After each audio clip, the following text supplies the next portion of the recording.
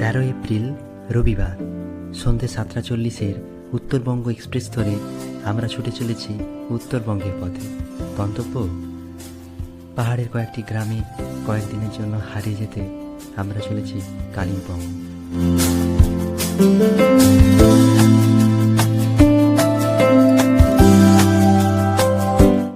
শিলিগুড়ি থেকে শেয়ার জিপে করে এখন চলেছি কালিম্পং।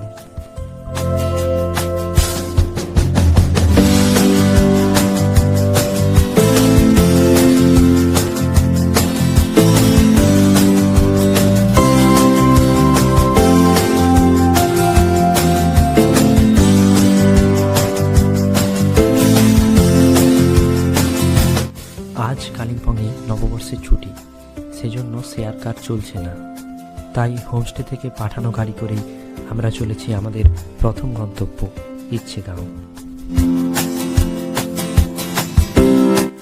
এখান থেকে সোজা 3 কিলোমিটার দূরে আলগাড়া, আর আমরা চলেছি বাম দিকে রামধুরা হয়ে ইচ্ছেগাঁও, আর সেখান থেকেই আমাদের কয়েকদিনের গল্প শুরু।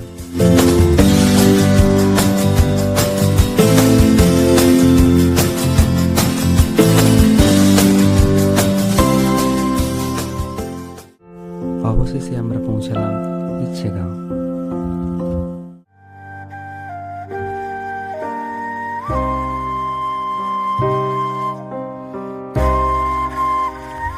হোমস্টের ছাদে এলাম।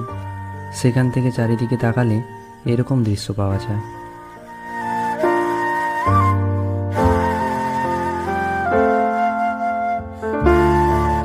হোমস্টের পেছন দিকে গ্রামের দৃশ্য এই রকম।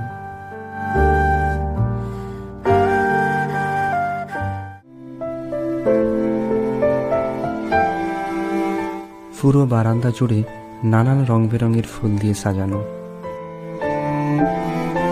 তারা যেন বারান্দার শোভাকে আরো বেশি বাড়িয়ে দিয়েছে।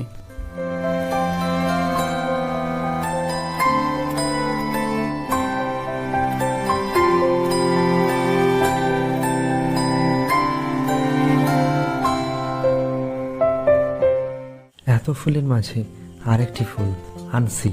হোমস্টের মালিক সুভাষচন্দ্র নাথনি। ওরা কালিম্পংয়ে থাকে।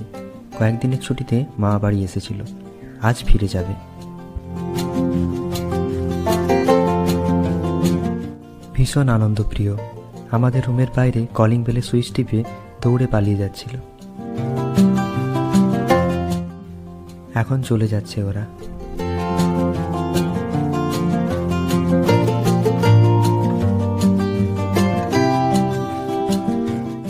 ওর হাত তুলে দুলে দুলে যাওয়ার মুহূর্ত কি যে দারুণ লাগছিল।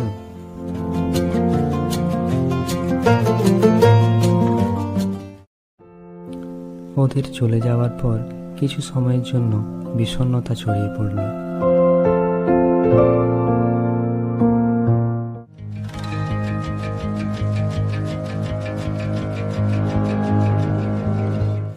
একটু রেস্ট নিয়ে আমরা গ্রামটা ঘুরতে বেরোলাম।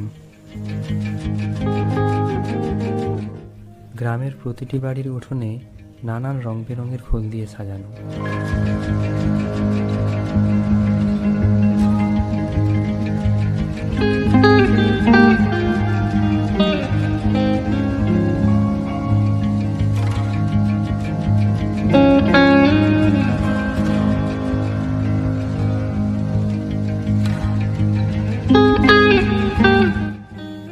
এই বাড়িগুলোর সামনে অনেক অর্কিডের দেখা পেলাম, একটারও নাম জানা নেই।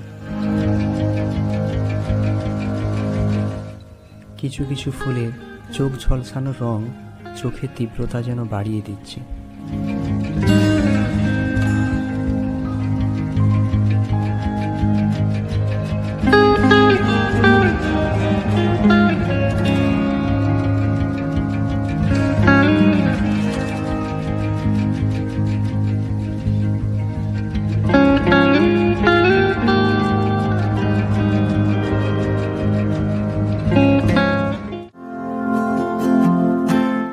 গ্রামের বাড়িঘর পেছনে ফেলে এখন চলেছি ওই দূরে পাইন ফরেস্টের মধ্যে।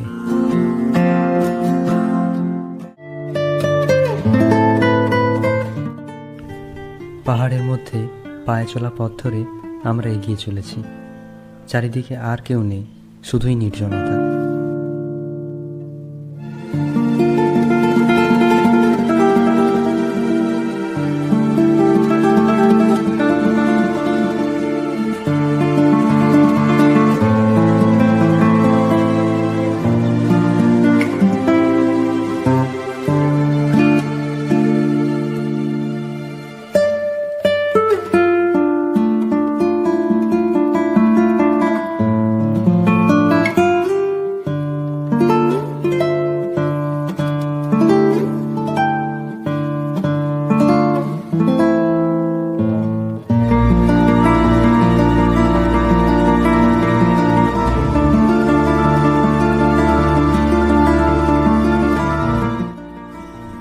কিছু কিছু পথ থাকে যেখানে চলার মধ্যে কোনো ক্লান্তি থাকে না। এই পথও তারই মধ্যে একটা।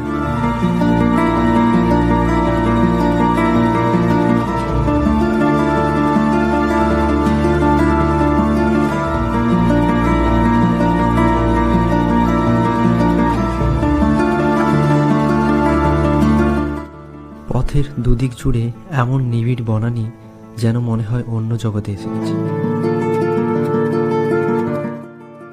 জঙ্গলের মধ্যে আলো ছায়ার খেলা, আর ওই যে দূরে পাইন, যেন ওর আকাশ ছুঁতে যায়।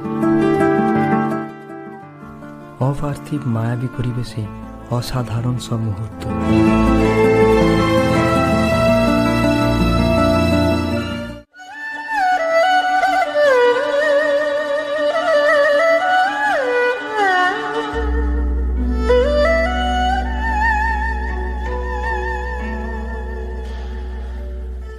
অনেক দূর চলে আসার পর এরকম একটা ছোট ভিউ পয়েন্ট পেলাম।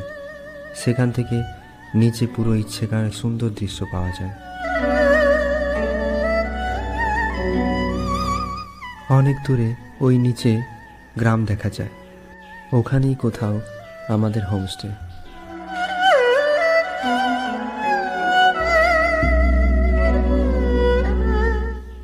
অনেক দূর চলে এসেছি, এবার ফিরে যাওয়া দরকার। ফেরার পথ ধরলাম।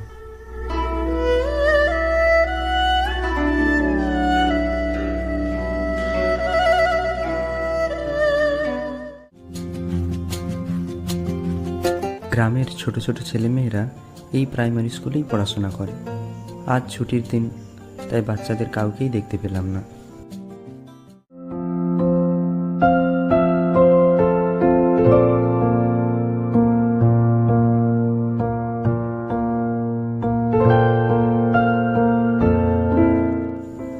হোমস্টেতে ফিরে এসে বারান্দায় বসলাম। এখন সূর্যাস্তের সময়।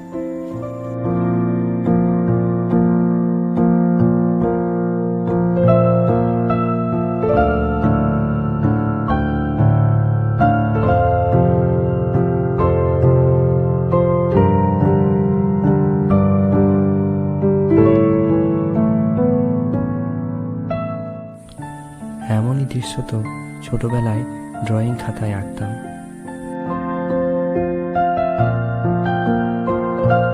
চারিদিকে পাহাড়, আকাশ জুড়ে রঙের খেলা চলছে।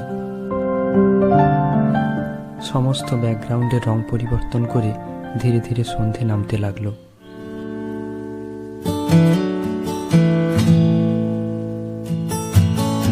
সন্ধ্যের পর আমরা আবার গ্রাম ঘুরতে বেরোলাম। সন্ধ্যের পর গ্রামের পরিবেশ আরও মায়াবী লাগছিল।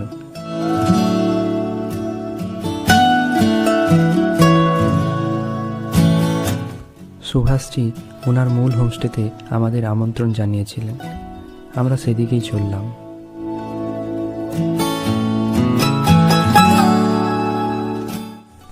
রঙিন আলো দিয়ে সাজানো ওটাই সুভাষজির মূল হোমস্টে। এত বড় হোমস্টে যে অনেকটা হোটেলের মতোই লাগছিল। আমরা ওখানে থাকতে না চাওয়ায় উনি আমাদের এই নতুন হোমস্টেতে থাকতে জায়গা করে দিলেন। গ্রামে যাওয়ার মূল রাস্তা ধরে আমরা আবার নিচে নেমে এলাম। এত রাতে এখনো বোধহয় টুরিস্টরা আসছে। নিচের রাস্তা থেকে সন্ধ্যের পর হোমস্টের আশেপাশের দৃশ্য এই রকম।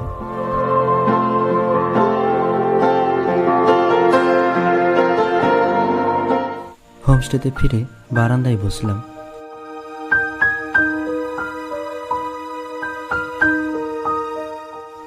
সমস্ত পাহাড়ের বুক জুড়ে যেন নক্ষত্রের মেলা বসেছে। চোখের সামনে এমন অপার্থিব মায়াবী দৃশ্য আমাদের সারাদিনের ক্লান্তিকে হার মানিয়েছে। মাঝে শুধু একবার ডিনার সারতে আমরা বারান্দা থেকে উঠলাম, আবার আমরা বারান্দায় এসে বসলাম। কত রাত পর্যন্ত যে বসে রইলাম সে খেয়াল নেই। নিচে জঙ্গলের মধ্যে কোথাও রাতচরা পাখি ডেকে যাচ্ছে। এবার ঘুমোতে যেতে হবে।